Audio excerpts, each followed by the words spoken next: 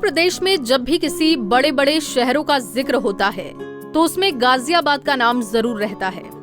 जी हाँ, गाजियाबाद वैसे तो ऊंची ऊंची बिल्डिंग और चमचमाती हुई सड़कों के लिए जानी जाती है, लेकिन यहाँ कुछ ऐसे स्लम एरिया भी हैं जहाँ रहने वाले बच्चों की न तो किसी को फिक्र है और न ही कोई सुध लेने वाला। इन इलाकों में रहने वाले बच्चों की हालत इतनी बदतर है कि इन्हें पढ़ाई तो दूर, इन्हें 2 टाइम का खाना भी सही से नहीं मिल पाता। लेकिन इन सब के उलट समाज में कुछ ऐसे भी लोग हैं जो इन बच्चों के लिए मसीहा बने हुए हैं। ये न सिर्फ बच्चों को पढ़ाते हैं बल्कि उनको खाना भी मुहैया कराते हैं।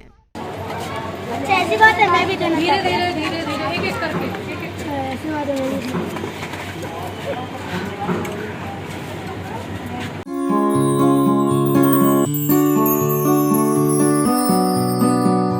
इन्हीं में से एक है गाजियाबाद की रहने वाली प्रीति पांचाल। ये न सिर्फ बच्चों को बेसिक स्तर से शिक्षित कर रही हैं, बल्कि इन बच्चों को कुपोषण से बचाने के लिए पौष्टिक आहार भी दे रही हैं। प्रीति का मानना है कि इन बच्चों को भी सब कुछ मिलना चाहिए, लेकिन इन बच्चों के पास ना तो आधार कार्ड है और ना ही कोई दूसरे कागजात। इसीलिए प्रीति इनको बेसिक शिक्षा के साथ साथ डॉक्यूमेंट बनवाने में मदद कर रही हैं, ताकि आने वाले समय में इनको सरकारी स्कूल में आसानी से एडमिशन मिल सके।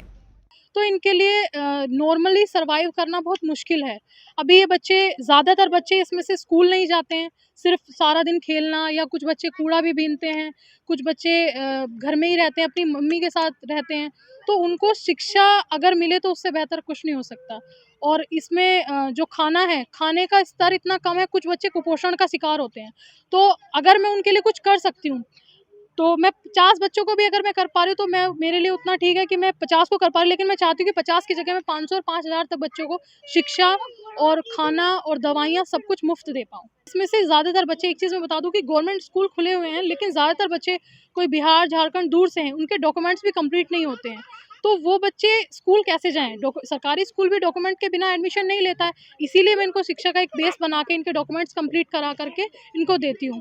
ठीक है, तो मैं गवर्नमेंट से ये चाहती हूँ कि इस चीज़ में इनके लिए एक शिक्षा का हमें जगह मुहैया कराई जाए। सबसे आपने परेशानी मेरी पूछी थी, अब सर्दी का समय है तो ठंड बढ़ेगी तब भी हमें खुले में पढ़ाना है, बरसात का मौसम आता है तब भी बच्चे यहीं पर बैठते हैं, अगर धूप है, गर्मी का समय है तब भी बच्चे यहीं पर बैठते हैं।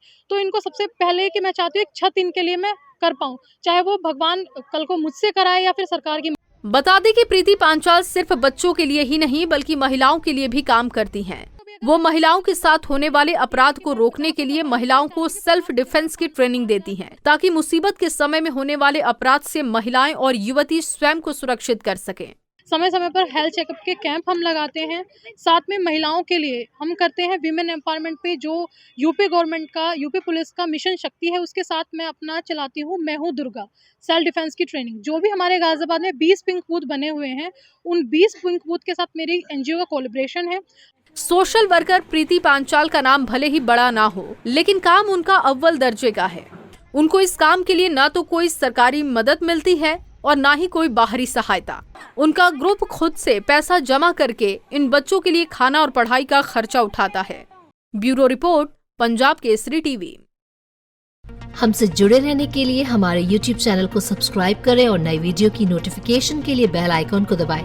अगर आप ये वीडियो Facebook पर देख रहे हैं तो लाइक जरूर करें और ज्यादा से ज्यादा शेयर करें। धन्यवाद।